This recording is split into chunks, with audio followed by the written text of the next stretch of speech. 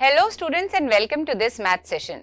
Today we'll learn about pair of linear equations in two variables और सीखेंगे कैसे pair of linear equations को हम algebraically solve कर सकते हैं। तो आइए देखते हैं। पिछले सेशंस में हमने डिस्कशन किया कि कैसे अगर pair of linear equations given हो तो उन्हें graphically solve किया जाता है। कैसे किया जाता है graphically solve? पहले पॉइंट्स निकालते हैं, उनको ग्राफ पे प्लॉट करते हैं, तब नेचर ऑफ लाइंस का पता चलता है। क्या वो इंटरसेक्टिंग लाइंस हैं, क्या वो पैरेलल लाइंस हैं, या वो कोइंसिडेंट लाइंस हैं। अगर इंटरसेक्टिंग लाइंस है तो पॉइंट ऑफ इंटरसेक्शन सॉल्यूशन बन जाता है, और अगर कोइंसिडेंट लाइंस हैं तो इनफाइनाइटली मेनी सॉल्यूशंस बन जाते हैं। And what happens in case of parallel lines? There is no solution. So this was the graphical method. पर क्या सिर्फ graphical method से ही हम pair of linear equations को solve कर सकते हैं? नहीं, we have another method which is algebraic method. Algebraic method में we have substitution method, elimination method and cross multiplication method. हम इन तीनों methods के बारे में सीखने वाले हैं। आज के सेशन में बात करेंगे substitution method की और कुछ examples भी देखेंगे। तो जरा सोचिए substitution का मतलब क्या होता है? Substitution means one in the place of other. एक की जगह दूसरा। इसी तरीके से हम इन लीनियर इक्वेशंस को देखते हैं कि कैसे सब्स्टिट्यूशन से सॉल्व किया जाएगा। So these are two equations, equation number 1 ले लीजिए, इसको इक्वेशन नंबर 2 ले लीजिए। ओके, अब यहां से इक्वेशन 1 से हम एक वेरिएबल की वैल्यू निकाल लेंगे दूसरी वेरिएबल की टर्म्स में। देखें कैसे। यहाँ पे अगर मैं लिखती हूँ x plus y equal to 5 मेरी इक्वेशन गिवन है, अगर मैं x की वैल्यू निकालूं तो वो आ जाएगी 5 माइनस वाई, राइट। किस टर्म्स में आ गई x की वैल्यू? y की टर्म्स में आ गई ना। अब इस वैल्यू को अगर मैं इसको 3 बोल दूं, I will put the value of x from 3 in equation 2। तो मैं 2 में डाल के देखती हूं मेरे पास क्या आता है। मेरे पास क्या है? 2x, x की जगह मैं डालूंगी 5 माइनस वाई, और ये जो मेरी इक्वेशन बनेगी, this will be a linear equation in one variable. और लीनियर इक्वेशन वन वेरिएबल को सॉल्व करना हम ऑलरेडी जानते हैं, है ना। तो इस वेरिएबल की वैल्यू निकल आएगी हमारी। आइए देखें कैसे। इसको सॉल्व करिए जरा मेरे साथ साथ। माइनस 2y माइनस 3y, ये 4 हो जाएगा।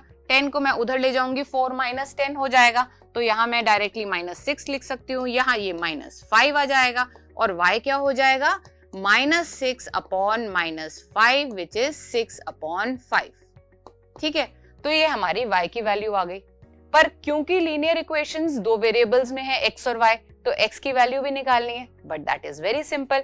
हम किसी भी इक्वेशन में y की वैल्यू पुट कर देंगे और x की वैल्यू निकाल लेंगे। फॉर एग्जाम्पल मैं इक्वेशन 1 ही ले लेती हूँ। अगर मेरे को पता है x plus y equal to 5 है और मेरी y की वैल्यू 6 अपॉन 5 आ गई है, तो करना क्या है? y की जगह आपको 6 अपॉन 5 लिख देना है और फिर x की वैल्यू निकाल लेनी है। कैसे निकालेंगे आप?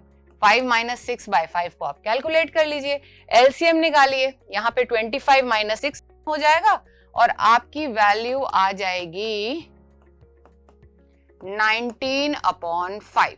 So the solution of this pair of linear equation is x is equal to 19 upon 5 and y is equal to 6 upon 5. अब इसको वेरीफाई कैसे करेंगे कि ये करेक्ट है या नहीं? तो आप इन दोनों वैल्यूज को दोनों इक्वेशंस में डाल के देख लीजिएगा, LHS इक्वल टू RHS आ जाएगा. That will prove that your answer is correct. Okay, if you want to verify it. All right, so this is how we do such questions. Then we move on to another example. अब ये देखिए, ये बड़ा important example है. The larger of two supplementary angles exceeds the smaller by 18 degree. Find them. अब हमें angles निकालने हैं. Linear equations तो given ही नहीं है, लेकिन क्या करेंगे? Linear equations बनाएंगे, क्योंकि हमारे पास situations तो given है, conditions given है. According to those conditions, we will form the linear equation. अब क्या conditions given है, आइए देखते हैं ध्यान से.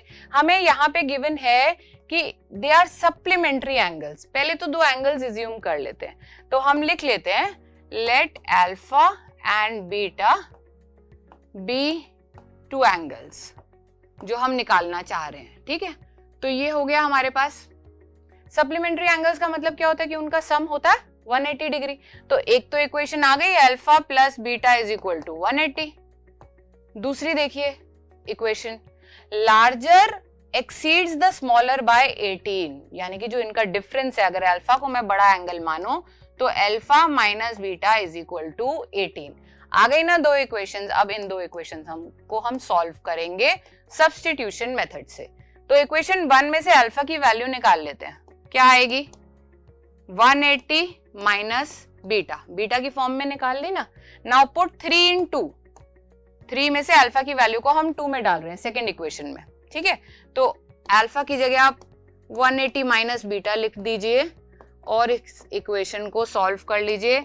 180 माइनस 2 बीटा हो जाएगा इज इक्वल टू 18। आप बीटा को उधर ले जाइए, 18 को इधर ले आइए। 180 minus 18 is equal to 2 beta. इसको हम फर्दर सॉल्व करेंगे तो 2 बीटा वुड बी 180 माइनस 18 जो कि होता है 162, और बीटा क्या होगा 162 अपॉन 2 विच इज 81। तो बीटा तो आ गया हमारा 81। अब अल्फा भी निकालना है, फिर किसी भी इक्वेशन में आप पुट कर सकते हैं। आप सेकंड इक्वेशन ले लीजिए, alpha minus beta is equal to 18, और उसमें बीटा को 81 डाल दीजिए।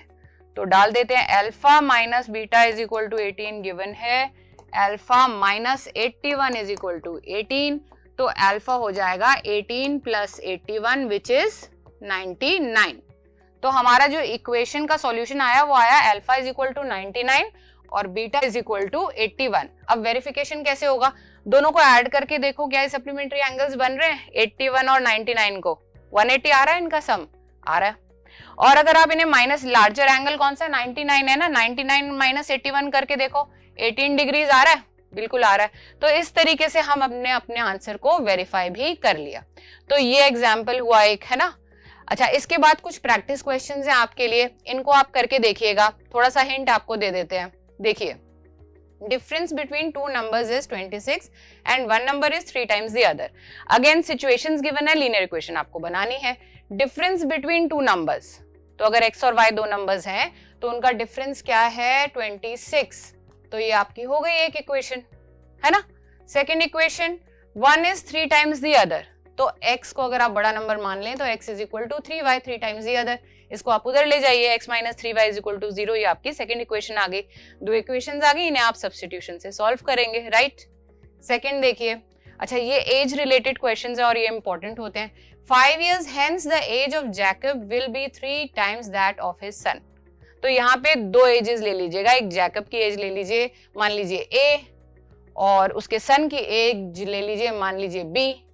5 years hence का मतलब क्या हुआ, 5 साल बाद।